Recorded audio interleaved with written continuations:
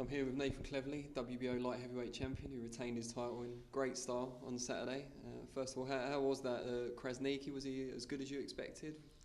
Yeah, I enjoyed the fight actually. It went to plan, which was to box this time rather than go reckless, which sometimes I can do. So I boxed, went in for the finish sometimes because I thought I hurt him a few times and he was ready to go, but he was tough, very tough, very fit. He held on and just went back to plan A and boxed, and it was a good fight, and onwards and upwards now. And ideally, obviously, you've got promoters to deal with this for you, but if it was completely up to you, who would you fight next and where and what sort of...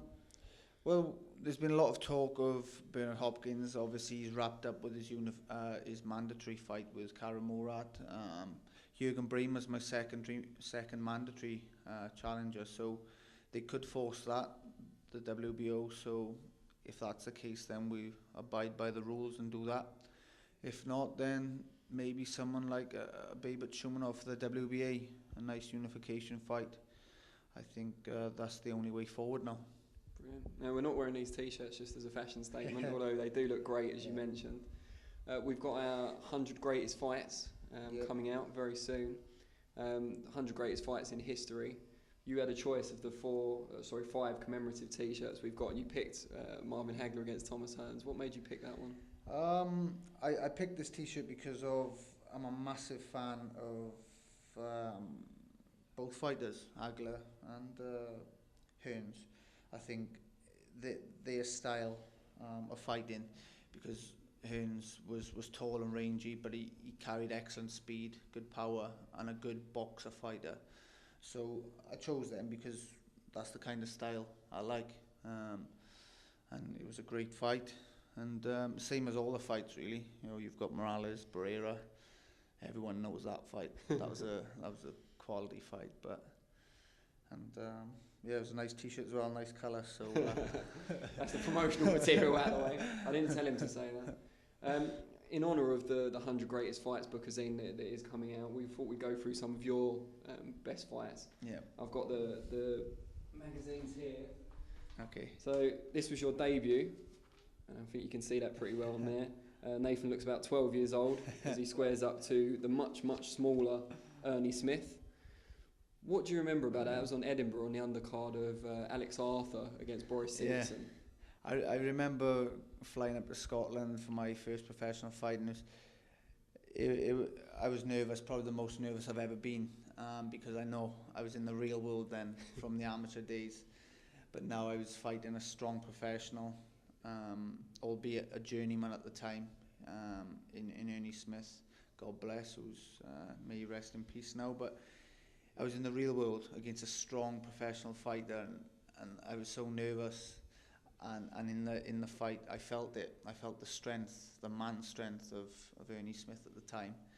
I was only a boy, 18 years of age, and I thought, here we are. We're in the real world. Let's dig deep and get the win. And that's what I remember about that experience. And the second one we selected in this sort of mini This Is Your Life is the preview issue for your fight with Tony Oki, which was your first title fight. Commonwealth light heavyweight title, is that right? Yeah. What do you remember about the build-up to that fight? Did you feel it was the right step up at the right time? Yeah, the build-up was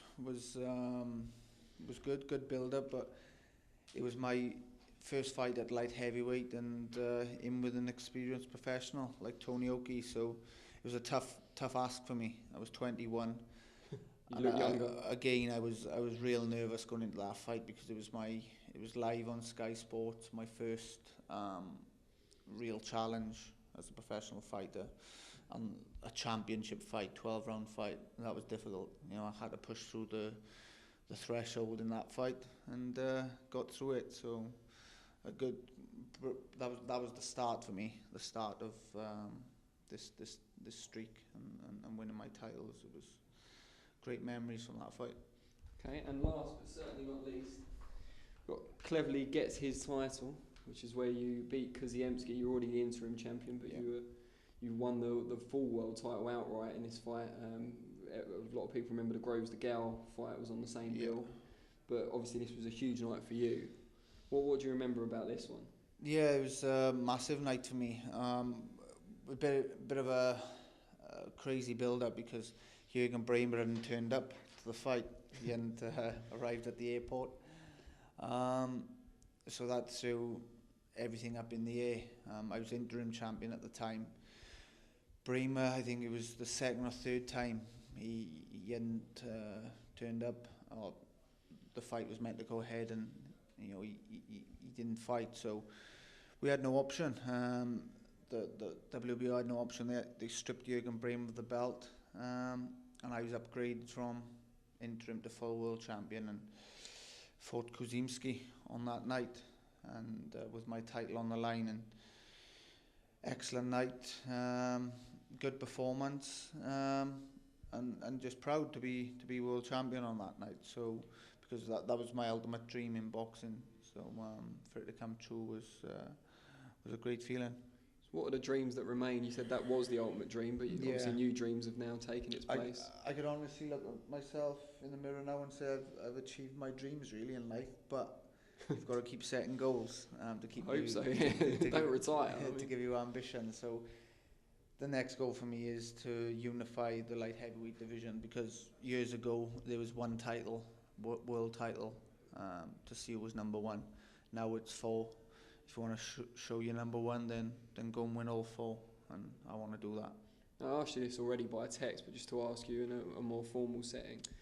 Obviously, you're with Frank Warren. He's always done well by you, and vice versa. You've got a great relationship. A lot of people have moved promoters recently, not just from Frank, but also from other promoters within the game, domestically and abroad. Why does your relationship work so well? And do you feel any extra pressure being the kind of key figurehead for that promotional company now? You're the top star. Well, I suppose it's been a matter of loyalty between myself and my promoter. He's been my promoter from day one, really. But it's just I've remained patient. I suppose that's the key for me. It's been quite inactive a couple of years for me. 2012, only 2 fights. I took a backlash off people for the opponents, which wasn't my fault because that's my promoter's choice. But you could say it was a bit frustrating. But I just turned up and got on with my job and won these fights. But I've had no real issue with it. I've enjoyed my boxing, just got on with it, took the rough with the smooth. And I know it's been difficult times, but hopefully get through this rough patch and there'll be light at the end of the tunnel. So. In a way, is it good for you when some of the other guys leave and that you're then the centre of attention? I mean, obviously the Wembley show, you became main event on your own, whereas before it was shared with Ricky Burns originally. And now that will probably continue in the future. You'll headline a lot of shows. Yeah, you could say that, but in all fairness, I was looking forward to a lot of us fighting on that bill. So it's just kind of like a team spirit then. But the circumstance was a few of the fighters left, and it left me top of the bill then, but it was a role I enjoyed taking on, enjoyed the pressure, and fortunately it was a performance to match, and if that's the way boxing goes, just get on with it and enjoy it. And now it'll be all eyes on you. Yeah, more eyes on me now as kind of the flag bearer, I suppose, for Frank Warren Promotions, but do you embrace that? Yeah, just embrace it and just get on with the fights really, and look forward to making these big fights happen in the near future, which I'm sure they will do.